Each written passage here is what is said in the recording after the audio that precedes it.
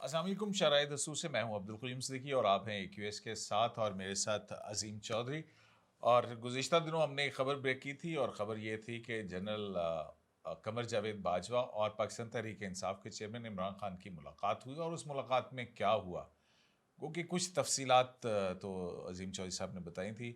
मज़ीद क्या हैं वो भी पूछने की कोशिश करेंगे, लेकिन फिर उसके बाद ये हुआ कि जैसा कि हमने बताया था कि इनका कॉलम था हम सब में, और फिर हम सब के कॉलम से मैं इनके पास आया और फिर हमने अपने इस व्लॉग के अंदर वो की। लेकिन वो हमारा व्लॉग चलना था कि उसके बाद ये ख़बर हर तरफ उसका चर्चा हुआ। लेकिन अज़ीम चौधरी साहब, जो एक जर्नलिस्टिक एथिक्स होते हैं कि आप बताते हैं कि जी हाँ, ये फ़लाँ चैनल के ऊपर AQS लाइव के ऊपर अज़ीम चौधरी साहब ने ये कहा था या क़य्यूम सिद्दीकी ने ये कहा था या उस चैनल के ऊपर ये ख़बर ब्रेक हुई थी।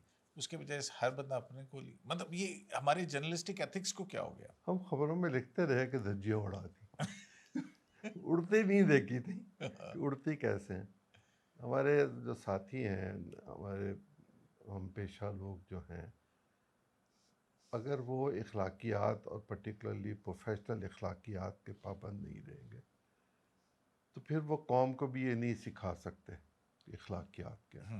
सही। फिर वो तमीज़ भी नहीं कर सकेंगे कि जो शख्स उनको ख़बर दे रहा है वो ठीक दे रहा है या गलत दे रहा है, वो झूठ पर मबनी है या सच्चाई पर मबनी है। अगर आप हक़ाइक़ को छुपाने की कोशिश करेंगे तो हक़ाइक़ तो खुलकर सामने कभी ना कभी आ ही जाते बिल्कुल हैं। सही बात। मुझे तकलीफ़ हुई जब मैंने मालिक को, मालिक काफ़ी सीनियर लोगों में है, अपना प्रोग्राम करता है, रऊफ़ क्लासरा को, दुनिया टीवी को, आपके दोस्तों के टीवी को और बाकी जगहों को भी देखा कि वहाँ वो ख़बर जो है उस पर तो डिस्कशन कर रहे हैं, लेकिन क़य्यूम का नाम अपने ही इदारे के साथी का नाम लेना उनको नागवार गुज़र रहा है। तकलीफ़ हुई मुझे। जिस वक्त हम जर्नलिज़्म करते थे तो हम अपने सोर्स को बचाने की कोशिश करते थे, इसलिए कि सोर्स आपका बहुत कीमती सरमाया होता है, आपकी एक क्रेडिबिलिटी होती है, आपका एक कॉन्फिडेंस होता है, वो आपको अपने कॉन्फिडेंस की बुनियाद पे एग्जैक्टली। ख़बर देता है, आप उस पर एतमाद करते हैं, उसके कहे हुए लफ्ज़ों को छापते हैं, कहते हैं, सुनते हैं, देखते हैं। और अगर आप किसी शख्स को क्रेडिट ना दें तो ये तो फिर वैसे ही होगा जैसे मेरे साथ जंग अखबार में रेफरेंडम की स्टोरी पे हुआ था। मैं नौकरी से बाहर था और क्रेडिट अंदर था। खैर, तकलीफ हुई, नहीं होना चाहिए हमारे साथियों एथिक्स को। मतलब आप देखें ना कि जब भी आप कोई क्लिप लेते हैं तो कर्टेसी सो एंड सो लिखते हैं ना, वैसे मुख्तलिफ।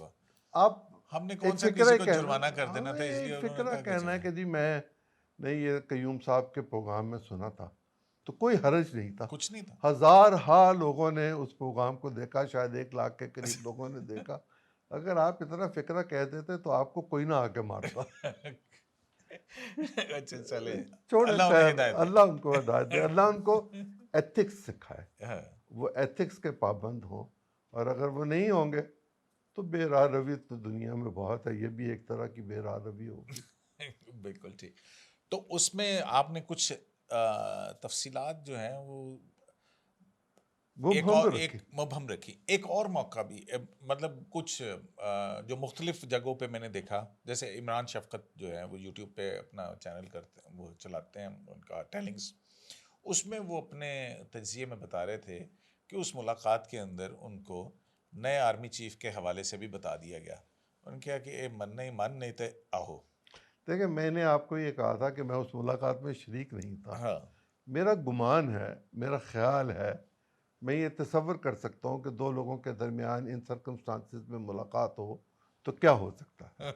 अब इसमें मेरा 40 साल का, 42 साल का सहाफ़त का तजर्बा अपनी जगह पर मौजूद है, लेकिन कहीं न कहीं कोई ना कोई सोर्स तो होगा जिसने मेरे कान में ये बात डाली होगी कि अज़ीम चौधरी ये भी हुआ है।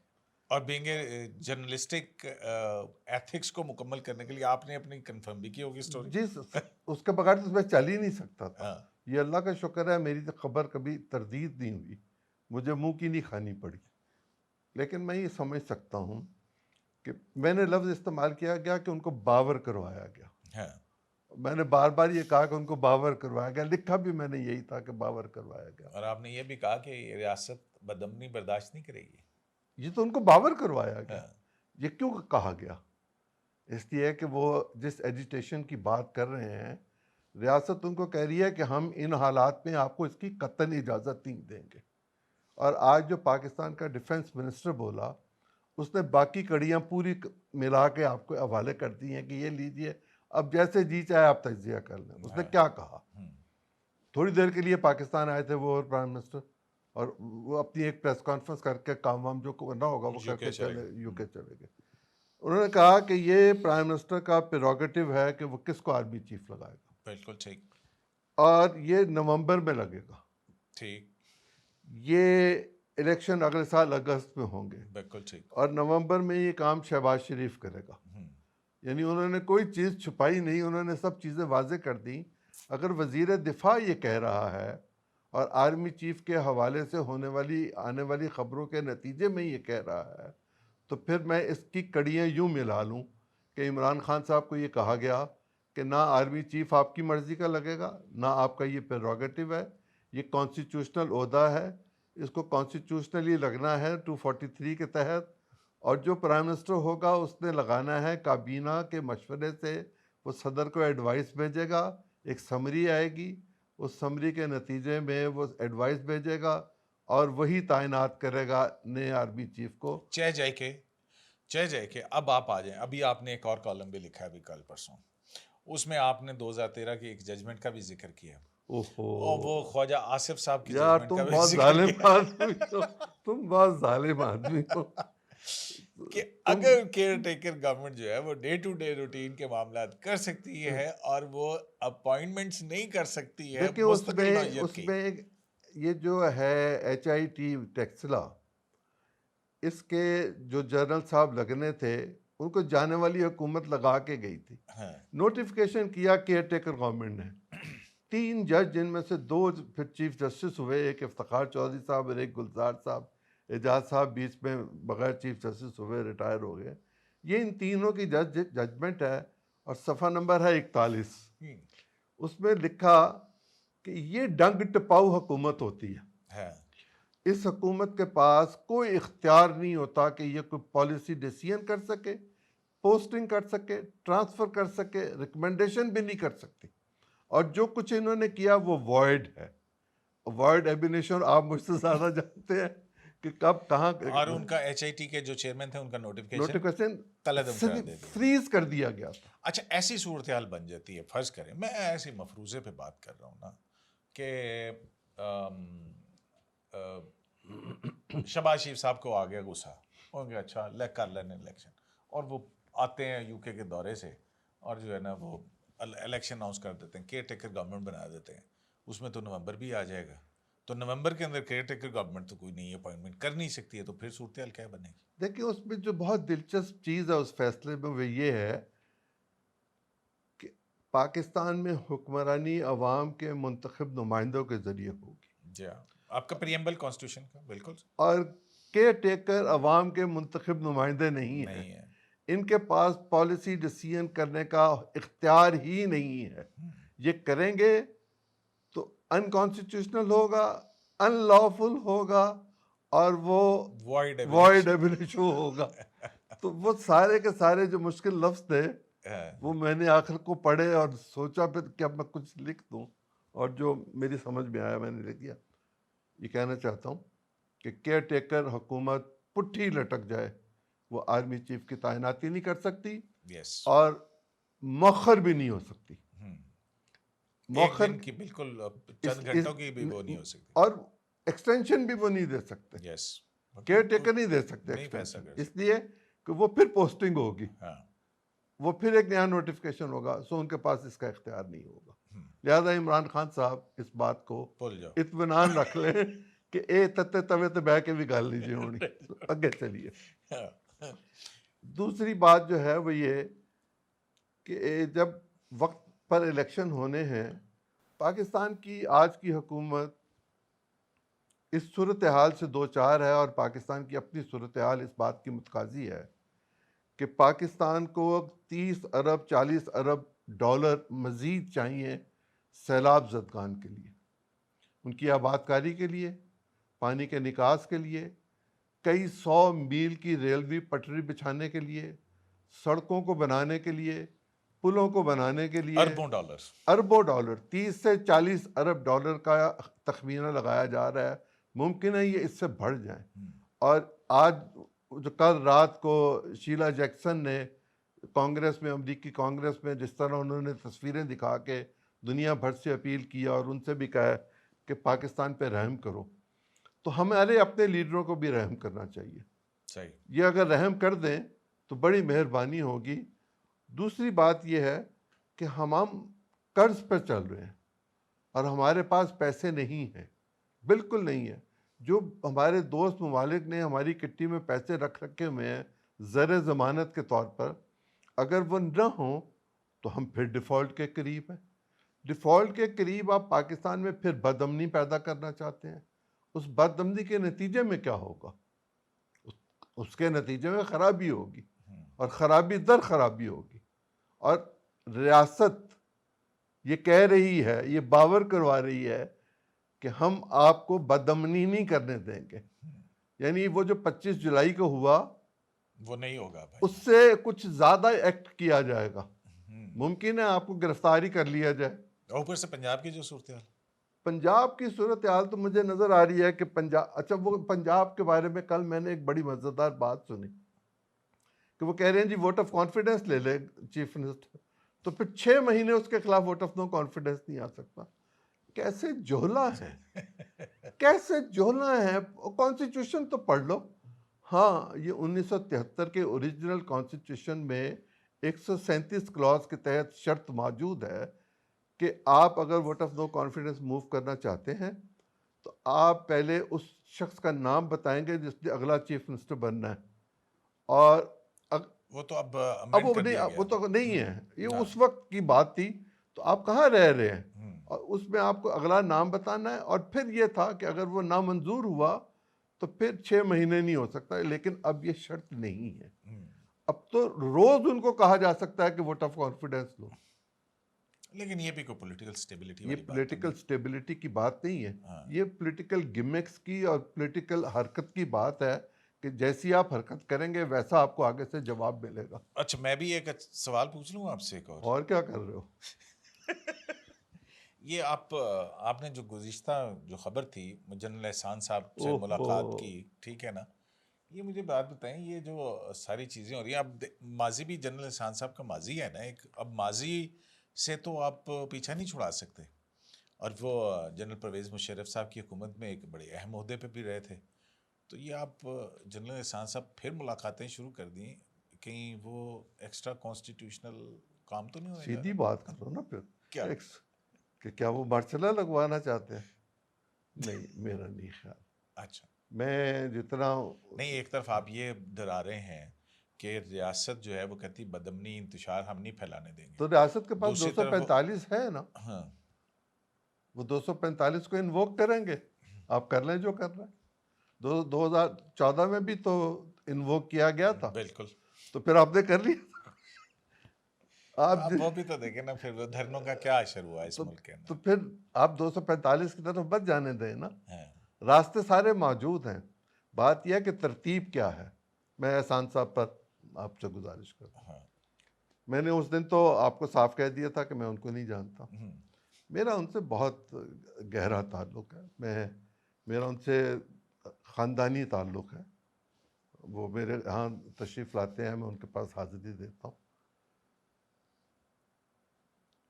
वो मार्शल के ख़िलाफ़ है, सख्त खिलाफ। कैसे?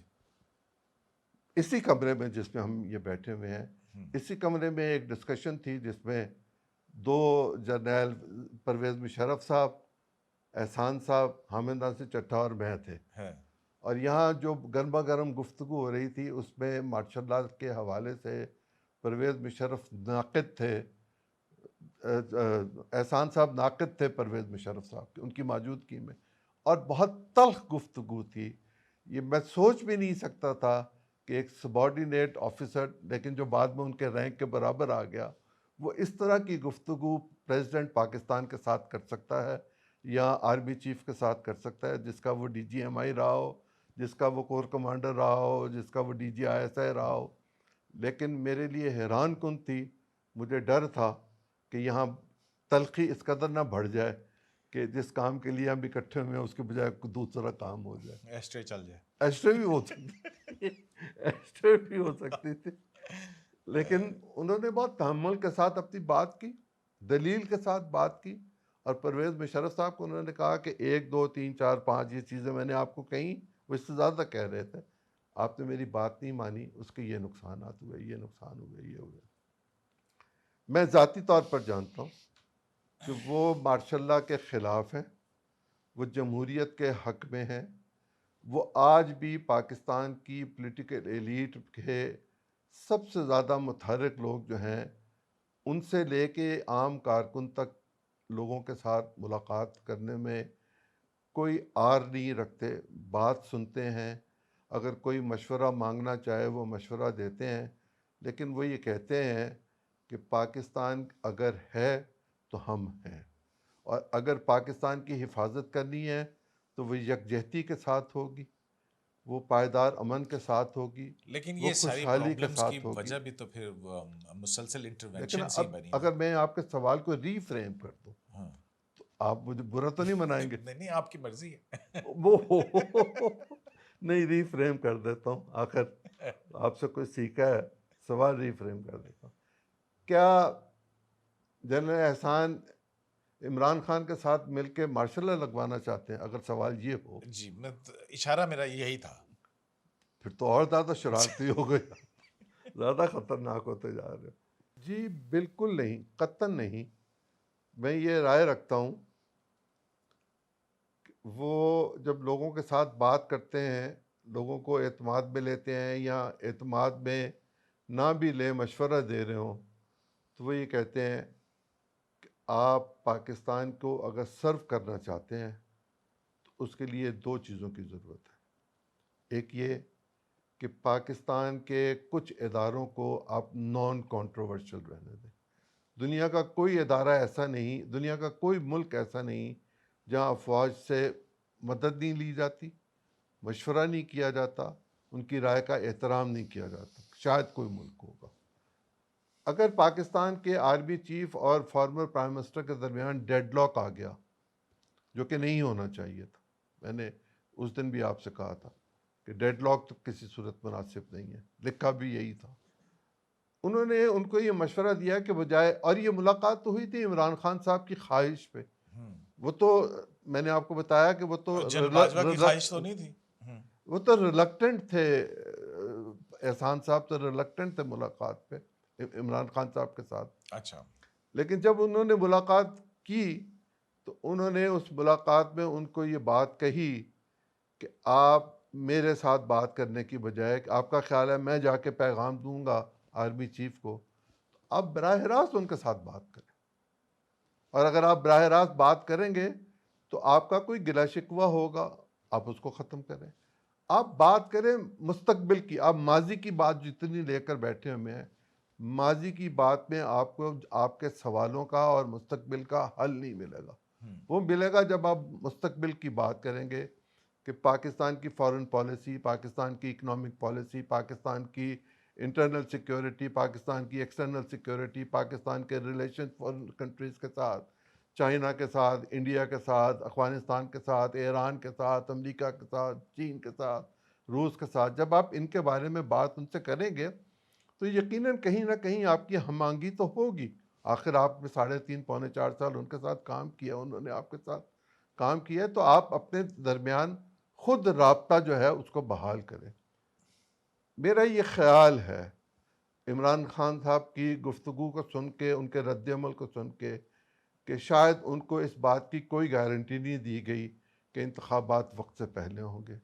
ये भी मेरा गुमान है कि उनको शायद ये बावर कराया गया है कि आर्मी चीफ उनकी मर्ज़ी से नहीं, आइनी शिकों के मुताबिक आइनी रिक्वायरमेंट को पूरा कर कर ही लगेगा। ये भी शायद उनको पूरी तरह बावर करा दिया गया है कि अगर आप ये चाहते हैं कि मामलात ऐसे तरीक़े से हल हों, तो फिर आपको चाहिए कि आप लीडर ऑफ़ द अपोजिशन के तौर पर अपना किरदार अदा करें।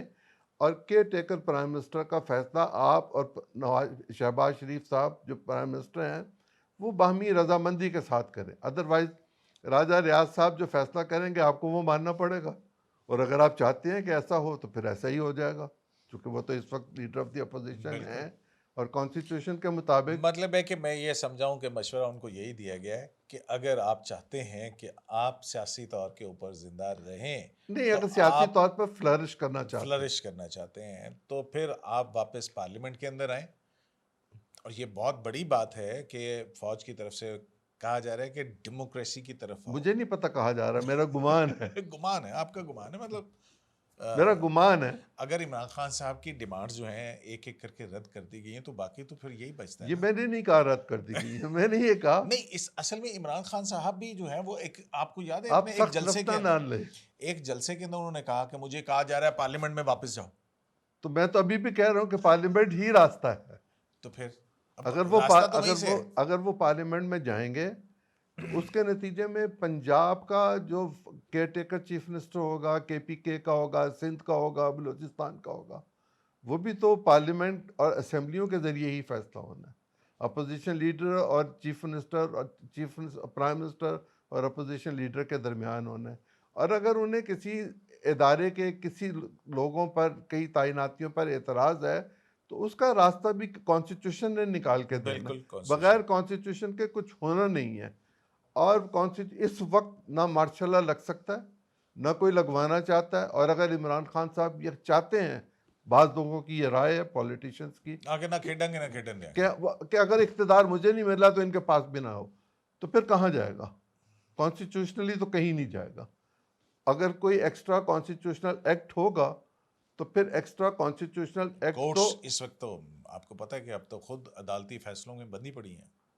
अदालती फैसलों पे वो बंदी नहीं पड़ी हुई, वो सजाए मौत का हुक्म दे चुकी हैं जनरल परवेज मुशर्रफ के लिए। तो कौन शख्स ये चाहेगा? नहीं, लेकिन वो तो वो ठीक है, लेकिन कागजों में तो ये लिख दिया गया हाँ ना, लिख दिया कागजों गया। में तो ये लिख बिल्कुल दिया गया। बिल्कुल बिल्कुल, अपील पड़ी है अभी सुप्रीम वो कोर्ट के ठीक पास। है, वो अपनी जगह पर। लेकिन आप पाकिस्तान के आर्मी चीफ को अदालतों के अंदर लेकर जाएंगे?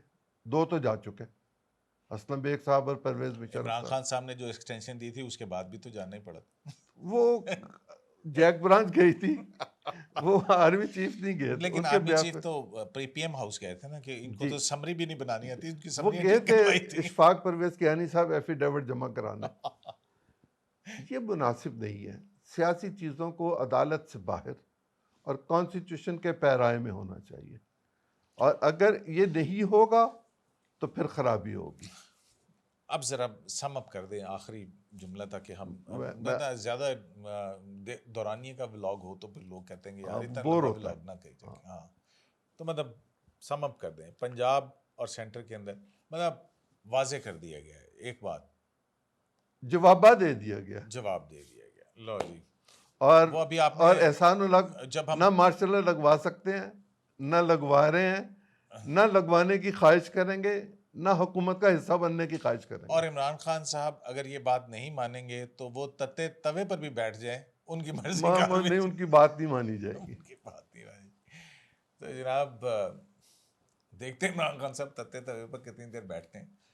और बात वही है कि रास्ता अगर निकलेगा और पॉलिटिकल डायलॉग का इससे किसी की भी मतलब वो दिल आज़ारी भी नहीं होगी, कि जैसे आपको याद है कि पीएनए की मूवमेंट चल रही थी और तो ऑपोजिशन डायलॉग ही हुआ था। डायलॉग हुआ था, लेकिन उस डायलॉग के नतीजे में ऑपोजिशन जब मिली तो वो देखें, वो टेम्परेचर। डायलॉग में डेडलॉक आया तो फिर खराबी हुई। हाँ, डायलॉग करें और बगैर डेडलॉक के करें, उसको कंटिन्यू करें, उसको नतीजे पर पहुंचाएं। और उसके लिए पार्लियामेंट बेहतरीन उसके फोरम लिए है, पार्लियामेंट से बेहतर तो कोई जगह ही नहीं है। जगह।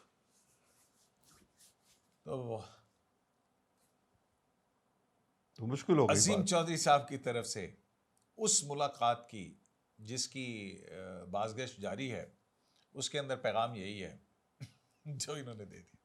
शराय दस्तूर से अब्दुल कयूम सिद्दीकी को एक लाइव से इजाज़त दीजिए। अल्लाह ने